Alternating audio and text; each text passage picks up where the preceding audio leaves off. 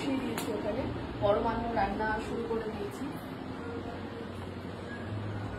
তো আমি এদিকে কথা বলছি কারণ পরমান্ন রাখতে রাখতে ওখানে কথা বলতে নেই, তাই এদিকটাই সরে এসেছি। তো ফার্স্ট কাজ এটা, বাকি কাজ একটু পরে হবে। এখনো কেউ এসে পৌঁছয়নি, সব্যসাচী ক্যামেরার ওখানে। তো সঙ্গে থাকো আর দেখতে থাকো।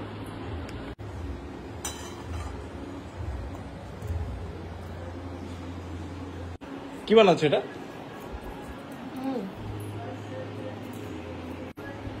ওটা বানাচ্ছি আমি পরমান্ন। তো ওইটা প্রসেসিংটা হচ্ছে, দুধটা গরম করতে দিয়ে দিয়েছি। আর এখানে চালটাকে ধুয়ে ওতে একটু, হ্যাঁ দেখো, চালটাকে ধুয়ে ওটাকে একটু ঘি দিয়ে একটু তেজপাতা দিয়ে মাখিয়ে রেখে দিচ্ছি। ওটা ফুটলে তারপর ওতে দেবো।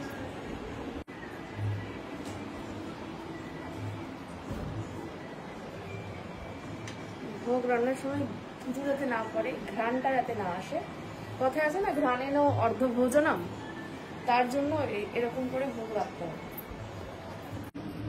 তৈরি হয়ে গেছে আমার মা লক্ষ্মীর পরমান্ন পায়েস। কেমন হয়েছে দেখতে সবাই কমেন্ট করে অবশ্যই জানিও। লক্ষ্মী পুজোর সব থেকে বেস্ট পার্ট লাগে আমার এই আলতা পড়া। ইতিমধ্যে চলে এসছে মা আমাদের মধ্যে। মা অলরেডি 2 ধরনের চন্দন বেটে রাখছে, আমার কাজে হেল্প করার জন্য চলে এসছে সকাল সকাল। লক্ষ্মী পুজোর সব থেকে ইম্পর্টেন্ট কাজ হলো এই দুব্বো বাছা, এবং সব থেকে বিরক্তিকর কাজ ঘাস ছিঁড়ছি আমি বসে।